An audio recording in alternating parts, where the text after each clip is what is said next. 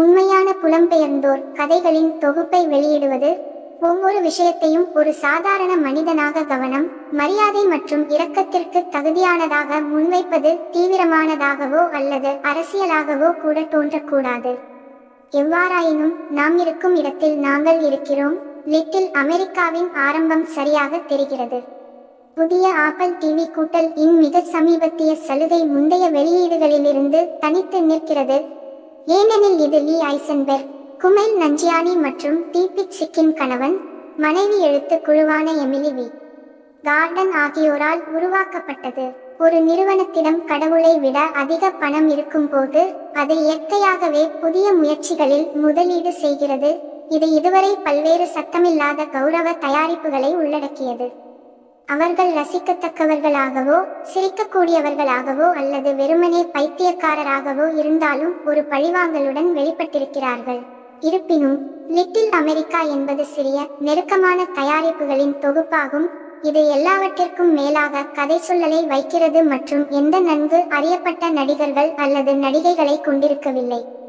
8 தவணைகளில் ஒவ்வொன்றும் ஒரு புதிய நாட்டிற்கு செல்வதன் மூலமோ அல்லது அங்கு குடியேறிய பெற்றோருக்கு பிறந்ததன் மூலமோ அடிப்படையில் பாதிக்கப்படும் வாழ்க்கையின் நகரும் சித்திரமாகும். அவை எபிக் இதழால் சேகரிக்கப்பட்ட நிஜ வாழ்க்கை வரலாற்றை அடிப்படையாக கொண்டவை. கதைகள் முழுக்க நகைச்சுவையாகவோ அல்லது தீவிரமானதாகவோ இருக்கும் அளவுக்கு இலகுவாக இருக்கும். சைலன்ஸ் யோகா பின்வாங்கலில் ஒரு ஆணும் பெண்ணும் சந்திப்பதை பற்றிய கிட்டத்தட்ட வார்த்தையற்ற பகுதி முதல் வகைக்குள் அடங்கும். மறுபுறம் கவ்வாய் இவெக்குனா இகேஜியின் நைஜீரிய வீட்டிலிருந்து 1981 இல் ஓக்லஹோமா கல்லூரிக்கு பொருளாதார பட்டப்படிப்பை தொடரும்போது அவரை பின்தொடர்கிறார்.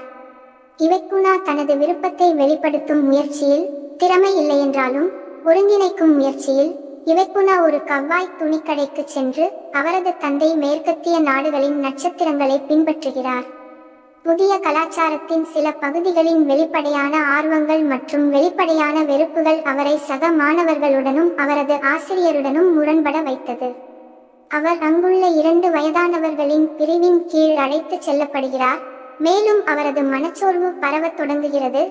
நைஜீரியாவில் உள்ள அவரது குடும்பத்தை பற்றி அவரது பதட்டம் உருவாகிறது. இது ஒரு தந்திரோபாய வருத்தத்தின் பிடியில் உள்ளது. வளரும் நாடுகளின் பொருளாதாரம் பற்றிய அவரது கோட்பாடுகள் அவரது ஆசிரியரை கவர்ந்தன, மேலும் அவர் லூசியானாவின் பொருளாதாரத்தின் கீழ் ஆனார் என்பதை நமக்கு தெரிவிக்கும் தலைப்புக்கு வழிவகுக்கும் ஒரு பாதையில் அவரை அமைத்தார். ஒரு ஹிஸ்பானிக் பணிப்பெண்ணின் மகள் மரிசோலின் கதையின் மூலம் அவர் புதிய காலனிகளை பெறுவதற்காக ஸ்குவாஷ் கிளப்பில் சேர்ந்து இறுதியில் அமெரிக்க தேசிய அணிக்காக விளையாடுகிறார். நாட்டின் முதல் 15 வீரர்களில் இடம் பிடித்துள்ளார். ஜாகுவார் வகுப்பின் பரந்த கருப்பொருள்களை தனிப்பயனாக்குகிறது. ஏழ்மை மற்றும் ஆவணமற்றதாக இருப்பதன் நடைமுறை மற்றும் உளவியல் விளைவுகள். மிகவும் நகரும் அத்தியாயங்களில் ஒன்று த கிராண்ட் எக்ஸ்போ வீனஸ் ஆகும். இது பெற்றோர்கள் இல்லாமல் வளரும் குழந்தைகளின் உலகளாவிய அனுபவத்தை ஆய்வு செய்கிறது. குழந்தைகள் உங்கள் கலாச்சாரத்தை விட்டுவிட்டு அவர்கள் பிறந்த கலாச்சாரத்தில் மூழ்கும்போது இந்த அனுபவம் இன்னும் கடினமாகிறது. டாவில் உள்ள குடும்பத்தின் ஹோட்டலை நிர்வகிக்கும் சிறுவனின் கதையில் குடும்ப வாழ்க்கை அதிகாரத்துவத்தால் சீர்குலைந்தால் குழந்தைகளின் மீது ஏற்படும் விளைவுகளை மேலாளர் ஆராய்கிறார். 8 கதைகளும் பல நுணுக்கங்களை வெற்றிகரமாக கடக்க முடிகிறது. அவை சுருக்கமானவை, அரை மணி நேரம் மட்டுமே நீடிக்கும், ஆனால் அவை அற்பமானவை அல்ல. பாசாங்கு இல்லாமல் உயர்த்துவது, பயமுறுத்தாமல் ஊக்கமளிக்கிறது. அமெரிக்காவும் பிற நாடுகளும் குடியேற்றத்தை எவ்வாறு பார்க்கின்றன என்பதை அவர்கள் நேரடியாக விவாதிக்கவில்லை, ஆனால் அவர்கள் அவ்வாறு செய்ய வேண்டியதில்லை. 1970கள், 1980கள் மற்றும் 1990களில் அமைக்கப்பட்ட இந்த கதைகள் நமது சூழலுக்கு மிகவும் ஒத்ததாகவும் மற்ற வழிகளில் மிகவும் தொலைதூரமான காலநிலையில் வெளிவருவதை கவனிப்பதே போதுமானது. தொடரின் தேர்ந்தெடுக்கப்பட்ட தன்மை, அது சொல்லும் கதைகள் மற்றும் அது சொல்லும் பகுதிகள் இரண்டிலும் சிலரால் விமர்சிக்கப்படலாம்.